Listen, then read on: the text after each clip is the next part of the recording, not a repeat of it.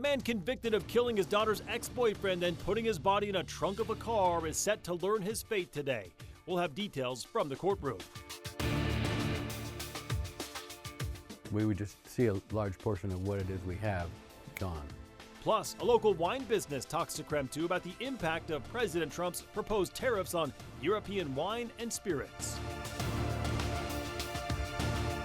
As we head into the St. Patrick's Day weekend, we're taking a look at a different kind of spring weather in your full forecast. Good evening and thank you for joining us for KREM 2 News at 5 tonight. I'm Mark Hanrahan. Whitney is off this evening. New tonight, a judge sentenced the Spokane man who killed his daughter's ex-boyfriend and left his body in the trunk of a car for a year to 25 years in prison. KREM 2's Amanda Rowley has been following this case from the very beginning. She joins us live from the Spokane County Courthouse tonight with the very latest from today's hearing. Amanda? Well, the family of the 19-year-old victim filled every seat on their side of the courtroom this afternoon. Every one of them who spoke in court today pleaded with the judge, asking to give John Eisenman the maximum sentence. Now, the judge ultimately ruled with a mid-range sentence of 25 years. John Eisenman is currently 64 years old. He and his fiancee pleaded guilty to the teen's death in November last year. Eisenman is convicted of first-degree murder and his fiancee is convicted of first-degree manslaughter. This afternoon, the judge heard from several family members of the teen. During some of their statements, though, Eisenman shook his head, which one family member pointed out. Which means to me, he's still not speaking the truth, which makes me angrier as he shakes his head and denies mentally everything that we were saying. I feel like John is a really evil man, and I don't know why.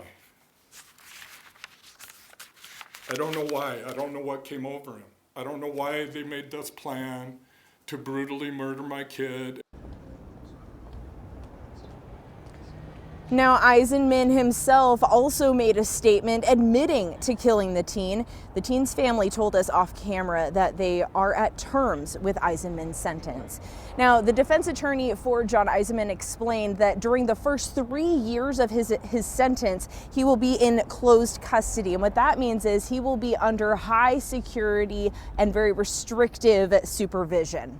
Reporting from the Spokane County Courthouse, Amanda Rowley, KREM 2 News. Thank you very much. Also in a Spokane County courtroom today, a man accused of child rape faced a judge for the first time. C.J. Hart made his first appearance in a Spokane court. Hart's accused of repeatedly raping a 13-year-old victim beginning in 2022. He faces additional charges, including sexually exploitation of a minor, molestation of a minor, and viewing sexually explicit depictions of a minor.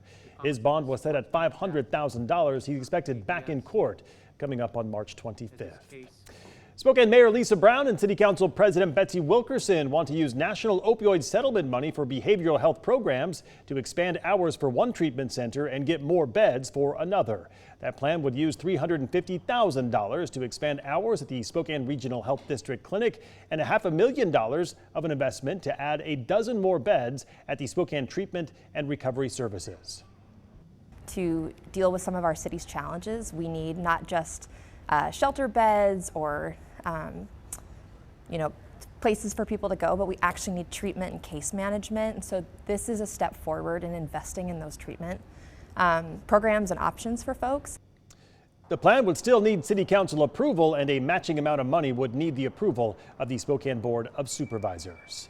All right, let's talk weather, shall we? A cold start to the day, but plenty of sunshine. Now we turn our attention to the potential for maybe some snow tomorrow morning. Let's bring in meteorologist Cody Proctor for more on that. Cody?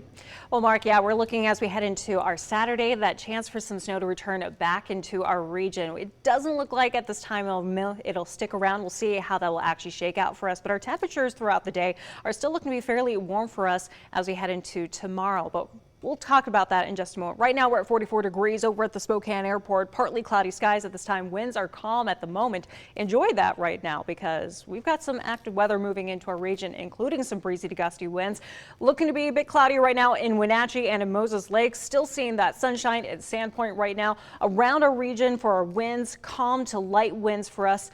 But as we watch that next storm system moving into our region, you can see that low pressure system swirling into the northwest right there, bringing with it some of that moisture into the region, brought some snow up into the Cascades and bringing us these watches and warnings. We have a wind advisory set to go in effect tomorrow morning, along with a winter weather advisory starting at 1 a.m. for parts of the panhandle right there for snow and gusty winds.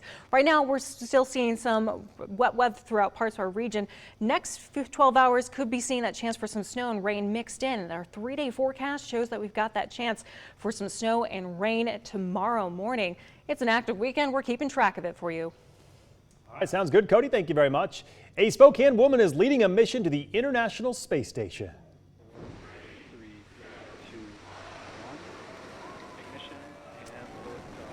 Go SpaceX, go NASA Crew 10. That liftoff happening just about an hour ago. Spokane's very own Ann McLean is the lead of the SpaceX mission to rescue the 2 astronauts at the ISS. The rocket ship took off about an hour ago. It's set to dock at the International Space Station at 8:30 on Saturday evening. While in Earth's orbit, the crew is set to perform dozens of science experiments that can only be done in a gravity-free environment. The crew is scheduled to dock again at the ISS tomorrow night. So that means they'll spend a little more than a day in the capsule. The latest team will replace the current crew of NASA astronauts in the space station.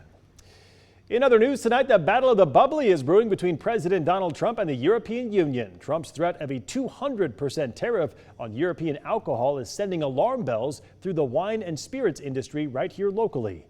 KREM 2's Shannon Mowdy spoke with one Spokane business that stands to lose a huge portion of its international offerings. Shannon? Well, for 3 decades now, Vino Wine Shop has offered a wide selection of global and domestic wine and bubblies. But if those tariffs do become reality, the co-owner says that it may not just be the international shelves that are tapped out. Inside Vino Wine Shop, there's diversity enough for every palate, including co-owner John Allen's. And that's the reason I'm in the business, because I want to taste everything.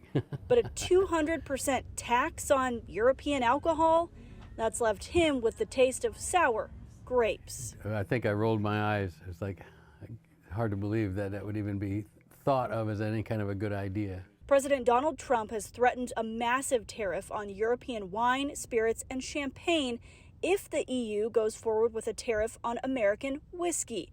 But the EU's import tax is a response to American tariffs on steel and aluminum, expected to go into effect April 1st.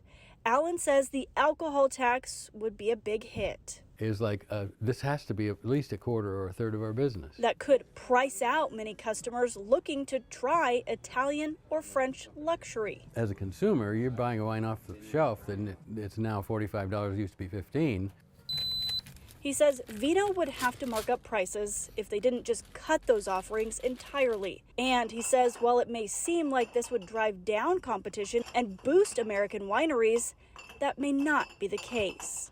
Sort of cutting off the ones that have the greatest tradition, the long-standing reputation, creating an environment where it's impossible for them to survive. Many of the smaller distributors, he says, also serve domestic wineries. Washington State's Wine Commission says they're monitoring the fluid situation with more questions than answers bubbling to the top.